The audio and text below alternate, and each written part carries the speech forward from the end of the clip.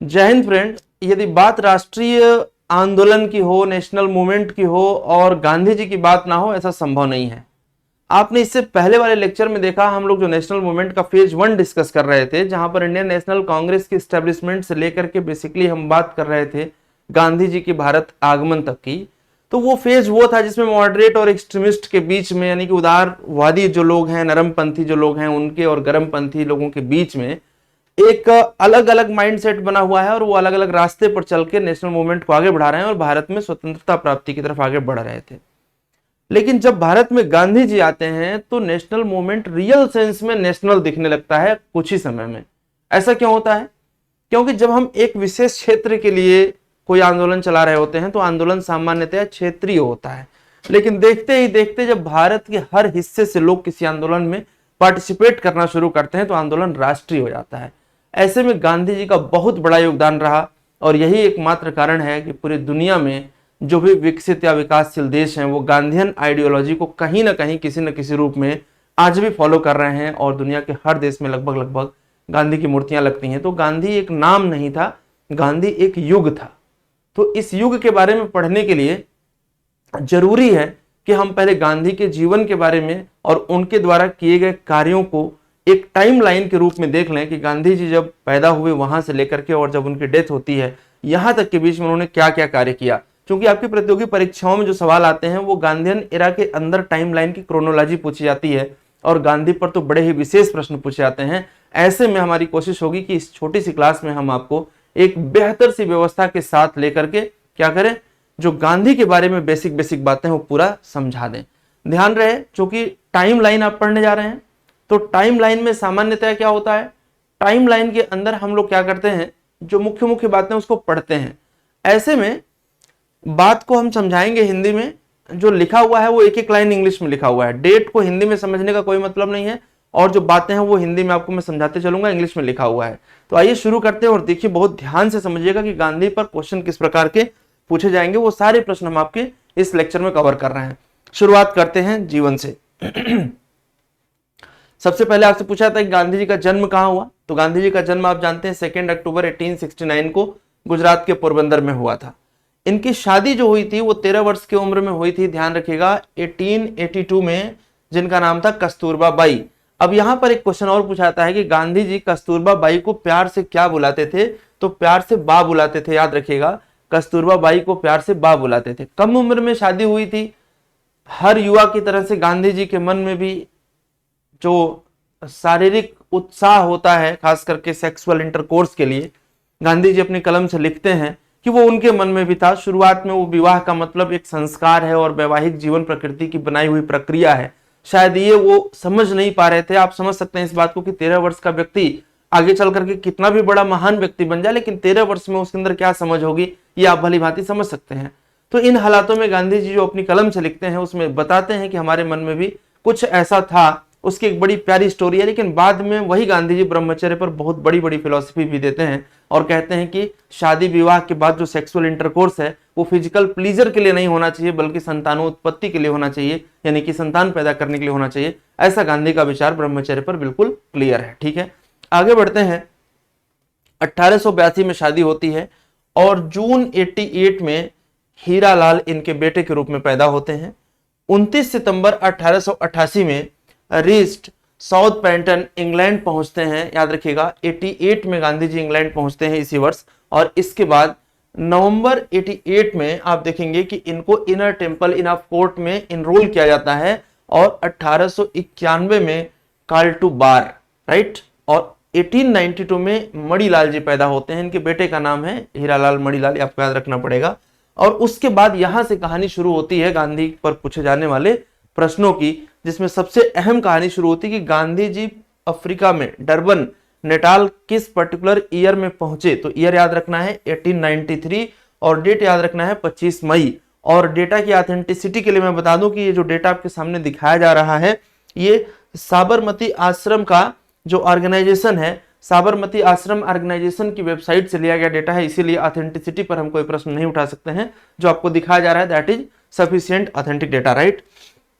देखिएगा ध्यान से, गांधी से कहा गया कि आप अपनी पगड़ी उतार दीजिए कोर्ट के अंदर, क्योंकि पगड़ी जो था वो सूट वो टाई वाले गांधी हैं, लेकिन पगड़ी इंडियन कल्चर को रिप्रेजेंट कर रहा है और वो अंग्रेजों को अच्छा नहीं लग रहा है कि एक बैरिस्टर किस प्रकार से पगड़ी पहन करके एडवोकेसी करेगा। गांधी रिफ्यूज्ड, देखिए ध्यान समझिएगा, लेफ्ट द कोर्ट, मतलब गांधी ने इस बात को मानने से मना कर दिया और कोर्ट को छोड़ दिया। One of the important step and information that, कि यहीं से शुरुआत होती है। जब आप किसी चीज को डायरेक्टली मना करना शुरू करते हैं तो हालात क्या हो जाते हैं, आपके अंदर एक रेजिस्टेंस क्रिएट होता है और आगे चल करके आप धीरे धीरे एक बड़े फ्रेम के रूप में डेवलप करते हैं। ठीक है, कहा जा रहा है, ध्यान दीजिएगा, कि 31 मई को पहली क्लास का टिकट होने के बावजूद भी, फर्स्ट क्लास का टिकट होने के बावजूद भी गांधी को सेंट पीटरमार्कबर्ग स्टेशन से हटा दिया गया, फेंक दिया गया इस स्टेशन पर, ट्रेन की फर्स्ट कोच से इनको उतार दिया गया।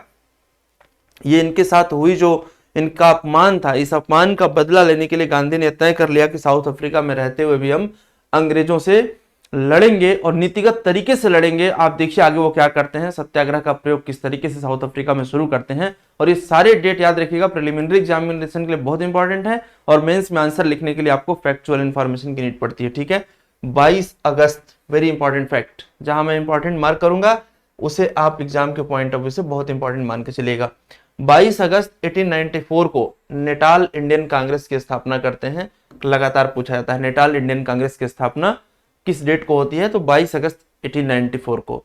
इसके बाद देखेंगे 9th ऑफ जुलाई 1896 को commenced writing the green pamphlet at Rajkot and 16 नवंबर 1896 को पब्लिक लेक्चर एट पूना। ध्यान दीजिएगा, 16 नवंबर 1896 को public lecture at Poona, chaired by Ramakrishna Bhandarkar.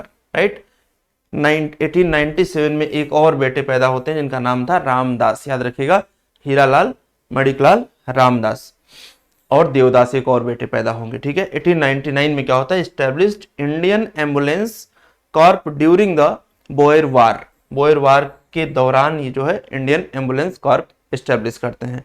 1900 में assisted Kasturba by in the delivery option Devdas. तो देवदास, हीरालाल, मणिकलाल और रामदास, ये चार बेटे, सबसे छोटे बेटे के रूप में आप देख पा रहे हैं देवदास यहां पर दिखाई दे रहे हैं। शुरू के दो बेटों से गांधी की आइडियोलॉजी बहुत ज्यादा मैच नहीं करती थी और बाद के दो बेटों से थोड़ा मैच करती थी। तो आगे आप देखेंगे जो इनका क्रेमेशन होगा, जो इनका दाह संस्कार होगा, वो रामदास ही करेंगे, आपको याद होना चाहिए।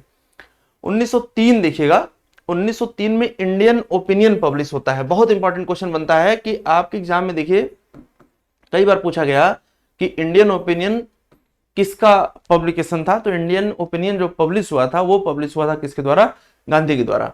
और 1904 में फिनिक्स आश्रम की स्थापना करते हैं। तो ध्यान से समझना है कि 1904 में फिनिक्स आश्रम का स्थापना हो रही है और यहां पर हमने आपको दिखाया था कि जो इंडियन नेटाल कांग्रेस की स्थापना हो रही है वो हो रही है 1894 में, यानी कि इंडियन नेटाल कांग्रेस पहले और फिनिक्स आश्रम बाद में। इसी प्रकार से ध्यान दीजिएगा 1906 के गांधी कह रहे हैं कि टुक द वोव ऑफ ब्रह्मचर्य। बहुत इंपॉर्टेंट सवाल है कि गांधी ने ब्रह्मचर्य का वोव कब एडॉप्ट किया, तो याद रखेंगे यहां पर लिखा हुआ है साफ साफ, डेट देखिए 1906। और यहां पर मैं फिर आपको कंफर्म कर दूं कि लोग कई बार गांधी को लेकर के टिप्पणी करते हैं कि सर गांधी ने खुद शादी की और खुद उन्होंने मतलब ऐसा भी गांधी भी लिखते हैं। बहुत सारी बातें मैं आपको यहाँ पर डिस्कस नहीं कर सकता हूँ, कभी गांधी की बायोग्राफी आप पढ़िएगा आपको समझ आएगा। गांधी ये भी लिखते हैं कि मैं एक प्रोस्टिट्यूट के दरबार के दर तक गया, उसके कमरे तक गया, लेकिन उसके साथ मैंने कुछ ऐसा शारीरिक संभोग नहीं किया। लेकिन लोग कहते हैं कि सर इस देखने कौन गया था। तो ये बड़ा एक अजीब सा विचार है कि हम इतने महान व्यक्ति के बारे में नेगेटिव क्यों सोच रहे हैं, क्योंकि शायद हमें बचपन से कुछ ऐसा पढ़ाया समझाया गया कि नहीं, मतलब कौन जानता है किसने क्या किया, लेकिन वो पहलू नहीं है। तो ब्रह्मचर्य का मतलब अब यहाँ पर जो गांधी का है वो सीधे सीधे है कि विवाह होगा, विवाह एक प्राकृतिक संस्कार है, लेकिन विवाह का मतलब क्या है, संतानों उत्पत्ति के लिए हमें फिजिकल इंटरकोर्स करना है, ना कि सेक्सुअल प्लीजर के लिए। ठीक है, Gandhi was very clear about this fact और 1906 से वो ब्रह्मचर्य को आगे बढ़ाना शुरू करेंगे। ठीक है, यहीं से देखेंगे 1906 में ही event of satyagraha at Empire Theatre Johannesburg where people took a pledge with God as their witness to oppose the Black Act. ध्यान दीजिएगा, सत्याग्रह का मतलब क्या होता है। सत्याग्रह हम ये मान करके चलते हैं कि मैं सत्य के साथ खड़ा हूं और सत्य परेशान हो सकता है लेकिन पराजित नहीं हो सकता है। और यहां कोई यदि नहीं भी देख रहा है तो ईश्वर देख रहा है, ईश्वर सबसे बड़ा विटनेस है। और इसी फिलॉसफी पर गांधी आगे बढ़ेंगे और 1906 में कहा जा रहा है कि left for England as a member of Indian delegation. 1906 में एक इंडियन डेलीगेशन के मेंबर के रूप में गांधी इंग्लैंड जाएंगे। 1907 में कहा जा रहा है कि एशियाटिक रजिस्ट्रेशन बिल पास होगा ट्रांसवाल पार्लियामेंट के अंदर, यानी कि यहां से आप देखेंगे आप कि अब गांधी बिल की तरफ आगे बढ़ना शुरू हो रहे हैं। और 1908 में the term Satyagraha adopted based on मगन लाल गांधीज फार्म फाउंडेशन सदाग्रह। ठीक है, बहुत इंपॉर्टेंट, सत्याग्रह टर्म को एडॉप्ट कब किया जा रहा है? सत्याग्रह टर्म को 1908 में एडॉप्ट किया जा रहा है। 1909 में left for England as a member of the Indian delegation again.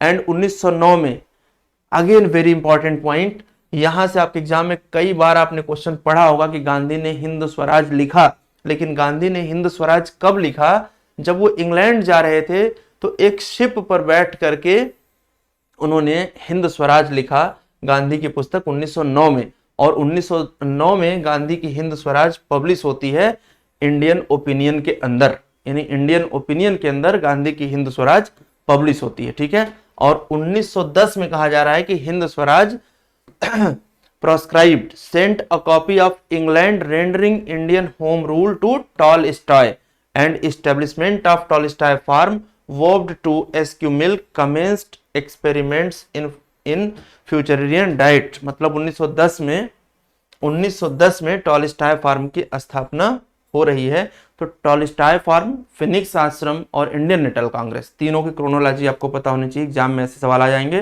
तो साउथ अफ्रीका में जो गांधी कर रहे थे वो आपको कंफर्म नहीं होगा। यदि कोई भी समस्या आपको पढ़ते समय आ रही है आप मुझे कमेंट करके जरूर बताइएगा। मैं उम्मीद कर रहा हूं कि यहां तक बात आपको समझ में आ रही है कि 1910 में किस प्रकार से गांधी ने टॉलस्टॉय फार्म को स्थापित कर दिया है। ठीक है, आगे बढ़ते हैं।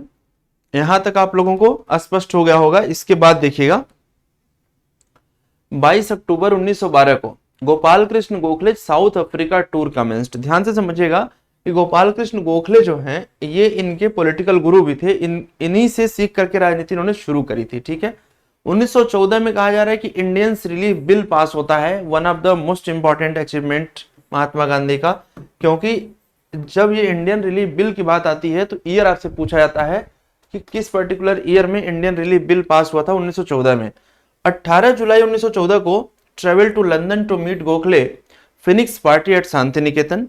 And in the same manner, ध्यान दीजिएगा, कहा जा रहा है आपसे कि 1915 में 9 जनवरी को महात्मा गांधी भारत फाइनली आते हैं। ध्यान दीजिएगा 9 जनवरी 1915 आते हैं और 20 मई को सत्याग्रह आश्रम स्टैब्लिश होता है और 26 जून 1915 को, वेरी इंपॉर्टेंट पॉइंट, कैसर ए हिंद की उपाधि से अवार्ड दिया जाता है इनको। कैसर ए हिंद की उपाधि अंग्रेजी सरकार इनको देती है। ठीक है, और 1915 के सितंबर महीने में हरिजन फैमिली जो दूधा भाई और आश्रम के अंदर पहली हरिजन फैमिली ज्वाइन करती है, ये इंपॉर्टेंट पॉइंट था।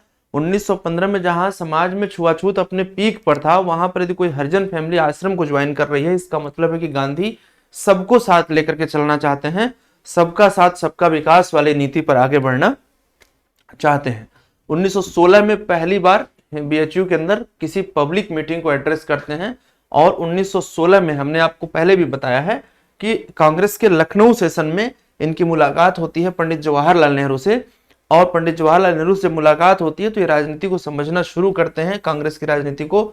और यहीं पर राजकुमार शुक्ला इनको इन्वाइट करते हैं कि साहब आप चंपारण चलिए और किसानों की समस्या को दूर करिए। और पटना की यात्रा होती है राजकुमार शुक्ला के साथ कंडीशन ऑफ इंडिगो फार्मर्स को इन्वेस्टिगेट करने के लिए।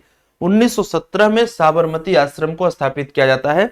साथियों, ये जो बात मैं आपको बता रहा हूं ना, ये एक एक लाइन क्वेश्चन बन करके आता है कि साबरमती आश्रम को उन्होंने कब स्थापित किया, टॉलस्टॉय फार्म को कब किया, फिनिक्स आश्रम को कब किया, और ये सब इतना सिस्टमेटिक और इतनी छोटी सी क्लास में आपको इस तरीके से मिल जा रही है। Really you are very lucky, तो इसका फायदा उठाइए। 1917 में Mahadev Desai joined as secretary. पूछा जाता है कि महादेव देसाई ने सेक्रेटरी के रूप में कब गांधी को ज्वाइन किया, 1917 में। 1918 में appointed to arbiter the dispute between mill owners. Ahmedabad mill आंदोलन के रूप में आप इनको देखते हैं कि मिल आंदोलन के रूप में ये अपने आप को वहां पर प्रेजेंट करते हैं और मिल जो काम करने वाले श्रमिक हैं मिलों में, उनके साथ खड़े होते हैं, उनके हाथ के साथ हाथ मिलाकर के खड़े होते हैं गांधी। ध्यान से समझिएगा, मैं आपको गांधीयन एरा का टाइमलाइन समझा रहा हूं। क्या इशू था अहमदाबाद मिल में, क्या इशू था चंपारण में, आगे असहयोग कैसे शुरू होगा, कैसे गांधी जेल जाएंगे, वो सारी बातें हम लोग अलग अलग टॉपिक में पढ़ते हैं। लेकिन यहाँ पर टाइमलाइन समझना आपके लिए बहुत आवश्यक है, जिससे कि गांधीयन एरा का एक पूरा विचार आपके मन में विकसित हो जाए। ठीक है। 1918 में indefinite fast to keep the resolve of striking mill hand commenced, right. And 1918 में हड़ताल, अपना जो भूख हड़ताल है उसको तोड़ते हैं, और कहा जा रहा है कि 1918 में address the public meeting of 5000 peasant at Nadiad advise them not to pay land revenue, यानी कि राजस्व जो भूमि कर है उसे ना पे करने के लिए किसानों को ये एडवाइज करते हैं गांधी। और यहां से शुरू होती है कहानी सत्याग्रह की। गांधी का भारत में पहला सत्याग्रह, जब आपसे पूछा जाए कि first Satyagraha of Gandhi in India, so answer will be Rowlatt act. Rowlatt act के अगेंस्ट जो रॉलेट सत्याग्रह शुरू किया था गांधी ने, ये पहला सत्याग्रह था। चंपारण, अहमदाबाद और खेड़ा ये सत्याग्रह नहीं थे, याद रखिएगा, यह एक आंदोलन के रूप में थे। ठीक है। 1919 में नेशनल हड़ताल and Satyagraha against the Rowlatt act शुरू होता है, और ध्यान दीजिएगा शुरू होते ही इनको पलवल के रेलवे स्टेशन पर क्या किया जाता है, गिरफ्तार कर लिया जाता है। क्वेश्चन पूछा था कि किस स्टेशन पर गिरफ्तार किया गया था गांधी को, पलवल रेलवे स्टेशन पर। ठीक है। 1919 में massacre of Jallianwala Bagh 3 days fast in Ahmedabad commenced and first issue of Navjivan. ध्यान दीजिएगा, बार बार आपको मैं समझा रहा हूं, इंडियन ओपिनियन, हिंद स्वराज, नवजीवन, ये सारी बातें गांधी ने कब पब्लिश करी है, क्रोनोलॉजी में आपको पता होनी चाहिए। ठीक है। इसके बाद 8 अक्टूबर 1919 को first issue of young India published. ध्यान दीजिएगा, नवजीवन के बाद आपको दिखाई दे रहा है यंग इंडिया, तो देखिए यहाँ पर सितंबर में नवजीवन और आगे अक्टूबर में यंग इंडिया। इतनी क्लोज क्रोनोलॉजी जब पूछी जाती है और आप ठीक से नहीं पढ़े होते हैं तो गलत होने की संभावनाएं बढ़ जाती हैं। ठीक है।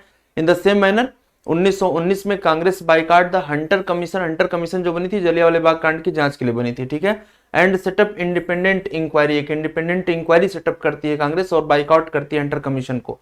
ठीक है। 1920 के अंदर गांधी ने क्या किया, अपने ऑनर्स को रिटर्न कर दिया, यानी कि जो कैसर हिंद की उपाधि थी जलियांवाला बाग कांड के कारण गांधी ने अंग्रेजी सरकार को उसे वापस कर दिया। 24 दिसंबर 1921 की हम बात करें तो given the resign of the Congress in Ahmedabad and 1922 में Bardoli taluka resolve against payment of land revenue and civil disobedience. And 4 फरवरी को जो बहुत बड़ी घटना घटती है जिससे परेशान होकर के गांधी अपने असहयोग आंदोलन को रोक देते हैं, वो कौन सी घटना थी, चौरी चौरा में जो थाने में पुलिस वालों को बंद करके जिंदा जला दिया गया था।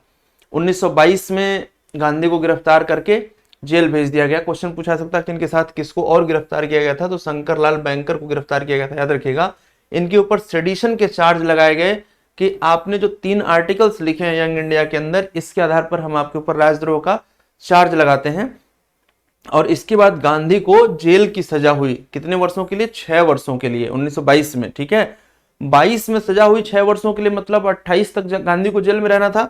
लेकिन 1924 में आप देखेंगे गांधी को अनकंडीशनली रिलीज कर दिया गया, बिना किसी शर्त के जेल से रिहा कर दिया गया, क्योंकि गांधी को लेकर के आंदोलन बहुत तीव्र होता चला जा रहा था।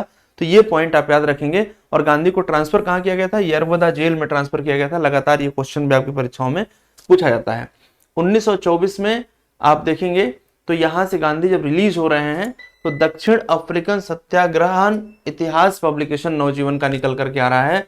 और फिर 1924 में 21 डेज का फास्ट गांधी लेकर के आते हैं। ठीक है ना, 21 डेज का फास्ट लेकर के आते हैं मौलाना मोहम्मद अली हाउस दिल्ली के अंदर। ठीक है। और 1924 में ही गांधी एकमात्र कांग्रेस सेशन, जिसको ना आप कहते हैं बेलगाम सेशन कर्नाटका, यहां पर गांधी कांग्रेस को चेयर करते हैं। और 1925 में ऑल इंडिया स्पिनर्स, बहुत इंपॉर्टेंट है, एसोसिएशन स्टैब्लिश होती है। क्वेश्चन लगातार पूछाता है कि ऑल इंडिया स्पिनर्स एसोसिएशन कब स्टैब्लिश होती है, 1925 में। ठीक है। और 1925 में ही आप देखेंगे कहा जा रहा है कि यहाँ पर सत्याना प्रयोगो अथवा आत्मकथा है ना, ये आपका पब्लिश होता है, राइट। और चूंकि ये गुजराती की बात है, गुजरात की पॉलिटिक्स से संबंधित है, तो इस वजह से लैंग्वेज थोड़ी आपको ऐसे लग रही होगी। आफ्टर दैट हम बात करें तो 1928 में एक प्रमुख घटना होती है, बाइकआउट ऑफ साइमन कमीशन, इसका भी सपोर्ट करते हैं गांधी। और 1929 में आप देखेंगे तो यहाँ पर अनाशक्ति योगा ये आपका लिखते हैं। और आफ्टर दैट 1929 में ही जो लॉर्ड इरविन है वो राउंड टेबल कॉन्फ्रेंस को अनाउंस करते हैं और गांधी से कहते हैं कि आप भी इसमें पार्टिसिपेट करो। लेकिन गांधी का मतलब कांग्रेस था, तो कांग्रेस भी पार्टिसिपेट करे, लेकिन कांग्रेस इस पर एग्री नहीं होती है, पहले राउंड टेबल कॉन्फ्रेंस पर कांग्रेस एग्री नहीं होती है, ठीक है। इसके बाद कांग्रेस क्या करती है, 1929 में पूर्ण स्वराज रिजोल्यूशन को पास करती है लाहौर के अंदर, और कहा जाता है इसी समय कि साल्ट लॉ को तोड़ने के लिए गांधी अपनी 11 सूत्री मांग रखते हैं, और उस मांग को लॉर्ड इरविन क्या करता है, रिजेक्ट कर देता है। जब रिजेक्ट कर देता है तो गांधी कहते हैं कि हम क्या करेंगे, दांडी मार्च करेंगे, साल्ट लॉ को ब्रेक करेंगे और सिविल डिसओबीडियंस कानून को, सिविल डिसओबीडियंस मूवमेंट को हम शुरू करेंगे, ठीक है ना। तो यहां से दांडी मार्च, कानून का तोड़ना, और इसके बाद यहां से सिविल डिसओबीडियंस का शुरुआत करना, ये गांधी का एक आंदोलन चलता है।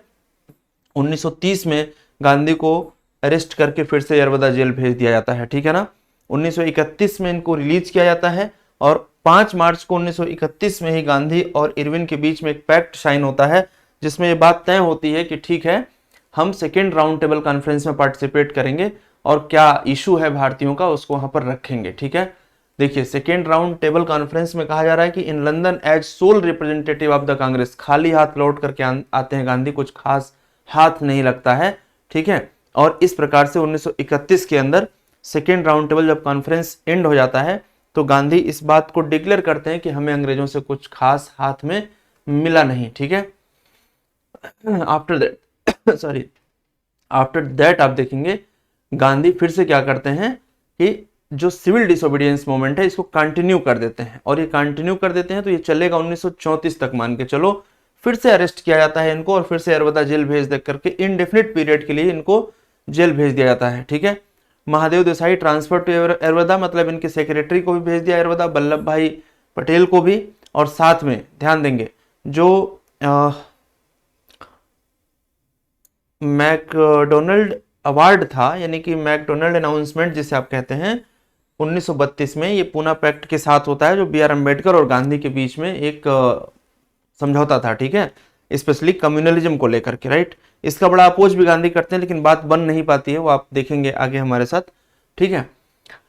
इसके बाद फिर गांधी अपना वही हथियार अपना लेते हैं, फास्ट रखना शुरू कर देते हैं, फिर फास्ट तोड़ते हैं। यहां पर एक बहुत महत्वपूर्ण पॉइंट आपके लिए निकल करके आता है, वो निकल करके आता है Harijan Sevak Sangh, all India anti untouchability league. पूछा जाता है कि हरिजन सेवक संघ की स्थापना किस वर्ष में हुई, तो यहाँ पर देखेंगे आप 1932 में, और यहीं पर देखेंगे कि commenced publication of Harijan Sevak Hindi में निकलता है, समाचार छपता है ये पूरा, और हरिजन बंधु गुजराती में। तो हरिजन सेवक हिंदी में और हरिजन बंधु गुजराती में, इन दोनों को आप याद रखेंगे, पूछा जाता है, क्योंकि इस चीज को लेकर के बड़ा इशू था, ठीक है। फास्ट ब्रेक होता है, और उसके बाद अनकंडीशनल सेल्फ प्यूरिफिकेशन की बात करी जाती है, और साथ में जेल से इनको रिहा कर दिया जाता है। और इसके बाद गांधी कहते हैं कि इंडिविजुअल सत्याग्रह होगा, राइट। फिर से अरेस्ट कर लिया जाता है, और फिर से अरेस्ट, मतलब ये जेल आना और जेल जाना, ऐसा लगता है कि ये मतलब आंदोलन का, या फिर आप कह सकते हैं कि जो पर्टिकुलर मूवमेंट चल रहा था उसका एक अहम हिस्सा था कि जेल आओ और जेल जाओ, क्योंकि आप समझ सकते हैं कि बिना जेल गए और जेल आए लड़ाई आप आगे नहीं बढ़ा सकते थे, ठीक है। 1933 में नेशन वाइड हरिजन यात्रा शुरू होती है, और a mob attack in Bihar at instigation of Lalanath Shastri, right. और इसके बाद कहा जा रहा है 1934 में कि उड़ीसा का टूर होता है पैदल, पूरे देश में गांधी लगभग यात्रा करते हैं, एक कलेक्टिव सत्याग्रह शुरू होता है, बॉम्ब थ्रोन होता है पूना के अंदर, और उसके बाद से एक इंटेंशन डिक्लेयर हो जाता है किसके द्वारा, कांग्रेस के द्वारा। और 1934 में कांग्रेस से गांधी अपने आप को अलग कर लेते हैं, मतलब आप ये कह सकते हैं कि declared his intention to retire from Congress, का मतलब ये हो गया कि कांग्रेस से अपने आप को रिटायर कर लेते हैं 1934 में गांधी, ठीक है।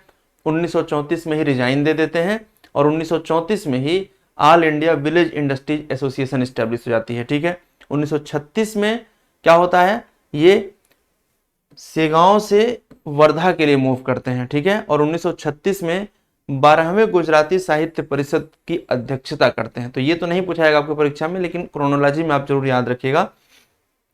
आफ्टर दैट देखिए जो महत्वपूर्ण फैक्ट आपके पास है वो क्या है, जहां से कहानी चेंज ले लेगी, वो ये है कि 1942 में, देखिए ये वाला जो आपका पर्टिकुलर पेज है, यदि हम बात करें तो इस पर सिर्फ एक सवाल पूछा जा सकता है, हालांकि कोई भी सवाल गांधी को लेकर के इस पर नहीं बनेगा, जो भी सवाल बनेगा वो कांग्रेस को लेकर के बनेगा।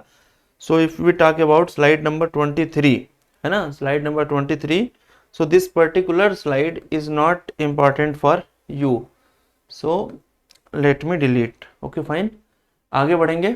यहाँ से कहानी शुरू होती है, एक सेवाग्राम नाम से स्लोगन शुरू होता है 1940 में, राइट। और इसके बाद 1940 में ही कांग्रेस वर्किंग कमेटी जो होती है एक मीटिंग करती है सेवाग्राम में, और इंडिविजुअल सत्याग्रह शुरू हो जाता है। विनोबा भावे जो थे, इनको आप जानते हैं, ये फर्स्ट इंडिविजुअल सत्याग्रही बनते हैं, इनके कई बार पूछा गया है आपको एग्जाम के अंदर, ठीक है। 1942 की तरफ हम मूव कर रहे हैं और गांधी अब बिल्कुल तैयार है इस बात के लिए कि हमें क्या करना है, क्विट इंडिया मूवमेंट शुरू करना है। और 8 अगस्त के दिन क्विट इंडिया रेजोल्यूशन अडॉप्ट किया जाता है और डू आर डाई का स्लोगन शुरू होता है। और Gandhi ji and Congress working committee members arrested, जैसे ही आप शुरू करते हैं आंदोलन वैसे अरेस्ट हो जाते हैं, ठीक है। अभी जब आप लोग हमारे साथ सेकेंड और थर्ड फेज को मैं आपस में आपको एक साथ मर्ज करके पढ़ाऊंगा, यानी कि आप मान के चलिए कि चंपारण सत्याग्रह से लेकर के और कैबिनेट मिशन तक की जो पूरी यात्रा है वो जस्ट इसके बाद वाले लेक्चर में आप देखेंगे, और आपका नेशनल मूवमेंट समाप्त हो जाता है वहां पर, ठीक है। तो उसमें आप सब ये पूरा डिटेल में देखेंगे, लेकिन अभी मैं आपको टाइम लाइन समझा रहा हूं, इसलिए आप लोगों को ये फैक्ट याद होना चाहिए, याद रखिएगा, ठीक है। और इस जेल का नाम भी याद होना चाहिए कि जब आप भारत छोड़ो आंदोलन में गांधी जी को गिरफ्तार किया जा रहा है तो कहां पर प्लेस किया जा रहा है, तो आगा खान पैलेस में। एरवदा जेल और आगा खान पैलेस ये ज्यादा महत्वपूर्ण जगह है, ठीक है। आफ्टर दैट हम बात करें तो महादेव देसाई की डेथ हो जाती है और इनको आगा खान पैलेस में ही क्रेमेट किया जाता है, याद रखेंगे आप, ठीक है ना। गांधी 21 दिन का फास्ट रखते हैं। आफ्टर दैट इनको 1944 में जेल से रिहा किया जाता है, ये फिर अगेन इंपॉर्टेंट पॉइंट है, याद रखिएगा। जब चौरी चौरा कांड के बाद गिरफ्तार किया जाता है 1922 में, तो 1924 में छोड़ा गया था, और यहाँ 1942 में गिरफ्तार करके 1944 में छोड़ा जाता है, ठीक है। इसके बाद वेवेल जो है वो निगोसिएशन के लिए इनको बुलाते हैं, वायसराय थे उस टाइम पर Wavell. Congress working committee members भी रिलीज होते हैं जेल से, ठीक है ना। कांग्रेस के ऊपर जो प्रतिबंध लगा था उसे हटा लिया जाता है, और इसके बाद शिमला में एक समझौता होता है, लेकिन वो फेल हो जाता है, राइट। इसके बाद से क्रिप्स मिशन, माफ करिएगा, इसके बाद से एक डेलीगेशन आता है अंग्रेजों का 3 लोगों का, और कांग्रेस वर्किंग कमेटी जो होती है वो क्या करती है, कॉन्स्टिट्यूएंट असेंबली के रिकमेंडेशन को, कैबिनेट मिशन के रिकमेंडेशन को अडॉप्ट करती है कि हाँ भाई ठीक है, अब देश में संविधान बनेगा, और देश में संविधान बनेगा तो उसी संविधान से देश चलेगा, ठीक है। यानी कि 1946 में कैबिनेट मिशन जब आएगा तो उसके रिकमेंडेशन पर हम अपनी संविधान सभा को बनाएंगे, और संविधान सभा में देश के इनडायरेक्टली इलेक्टेड मेंबर्स जाएंगे और संविधान बनाना शुरू करेंगे। इंटरिम गवर्नमेंट बनेगी का, उसके बाद से 1946 में कम्युनल राइट हो जाएगा कलकत्ता के अंदर, ठीक है। आफ्टर दैट अब गांधी को लेकर के नफरतें ज्यादा बढ़ने लगेंगी, क्योंकि गांधी पार्टीशन का बड़ा विरोध कर रहे होंगे कि पाकिस्तान और हिंदुस्तान को अलग ना किया जाए, मेरे शरीर के 2 टुकड़े कर दो लेकिन पाकिस्तान और हिंदुस्तान को अलग ना करो। ऐसा जब गांधी करेंगे तो बहुत सारा उनके अगेंस्ट लोग क्या करेंगे, विरोध करना शुरू करेंगे। ऐसे में आप नोटिस करेंगे यहाँ पर, ऐसे में एक जो बड़ी बात निकल करके आती है वो ये निकल करके आती है कि गांधी के ऊपर हमला होगा। गांधी के ऊपर हमला होगा, क्या हमला होगा, कहां पर हमला होगा, देखिएगा मैं आपको समझाता हूं। यहाँ पर गांधी के ऊपर जो हमला होगा, देखिए यहाँ पर, वो होगा 1948 में 20 जनवरी, एक बम फेंका जाएगा ड्यूरिंग द प्रेयर मीटिंग, और इसके बाद 30 जनवरी को फाइनली गांधी जी के ऊपर उनके सीने में 3 गोली नाथूराम गोडसे डायरेक्टली हिट करेंगे, और इस प्रकार से 3 गोलियों के कारण, चूंकि सीने में 3 गोली लगी है, गांधी जी की मौत होगी। याद रहे, गांधी जी की मौत जरूर होगी लेकिन गांधी अमर रहेंगे हमेशा के लिए।